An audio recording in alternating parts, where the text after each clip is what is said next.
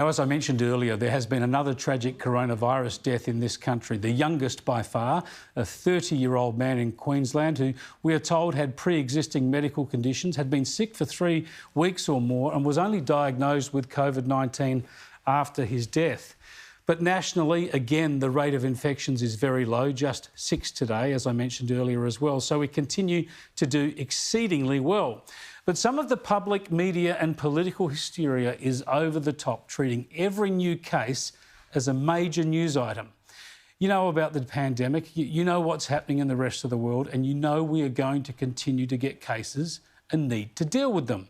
But yesterday there was all sorts of nonsense from people when a couple of school students were diagnosed in Sydney at separate schools, with people on social media declaring they thought schools were supposed to be safe and all of this sort of stuff. I mean, give us a break. There will be infections. We just have to be sensible, and these are being well handled. In Western Australia, there's been all sorts of incorrect buck passing over a few sailors infected on the Fremantle docks. And check out South Australia today. There is 1 new case. Their first for a while. Their first for weeks. And it was a woman who was allowed into the state despite its closed borders. She was allowed in on compassionate grounds. Now, this sort of stuff will happen, but the Labor opposition there sees scandal. People have been making sacrifices in not seeing people. People haven't been able to go into state without having a quarantine. People haven't been able to visit many aged care facilities to see loved ones. People haven't been able to go to funerals because of the restrictions in place. And yet they see this happen without all of those proper precautions in place. And they're scratching their heads and wondering why that was allowed to happen, particularly when it was a case of somebody arriving from the UK, which is in the top 5 places in the world for COVID-19 cases. Oh dear, 1 infection, 1 case in South Australia in weeks. The country is rapidly becoming divided between the sensible people and the panic merchants. 1 case, and it's a political issue. I suppose the Liberal Premier of South Australia, Stephen Marshall, though, deserves this because of his silly border ban. That gives the impression he doesn't want to cope with a single case in his state. This all just underscores how we need to get rid of these state border closures, open up our economies and our societies behind our quarantined international borders, and make sure the public, the media and the politicians are committed to handling this disease sensibly and calmly.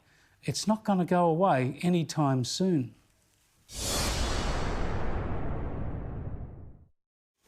Let's follow up on some of those issues with the Queensland opposition leader, Deb Frecklington, who joins us now live from Brisbane. Thanks for joining us, Deb. Firstly, do you call on Anastasia Palaszczuk to open up the Queensland borders?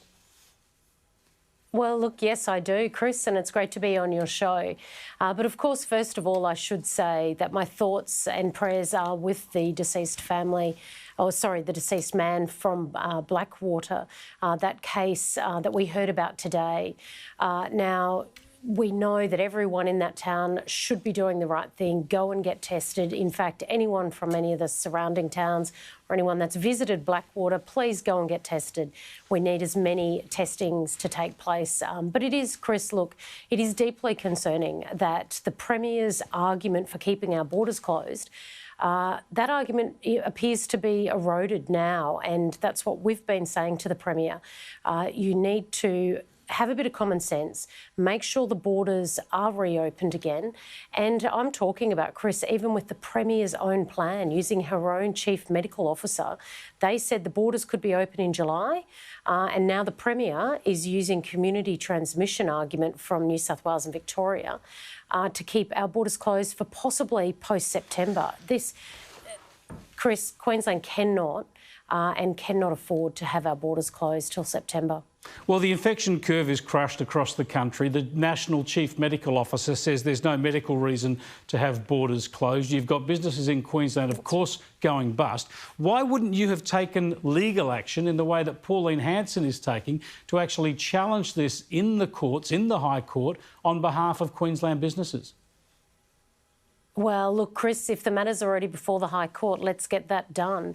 What I want to see is a bit of common sense from our Premier. I want the Premier to listen to the Queensland community, particularly the the businesses that are involved in the tourism industry. Chris, I was down at the Gold Coast yesterday and I can tell you they are hurting. The malls are completely empty. They rely on our domestic tourism. I mean, Cairns in the far north relies on a lot of our international tourists and domestic tourists, but on the Gold Coast, we want to see the borders open so those businesses can restart.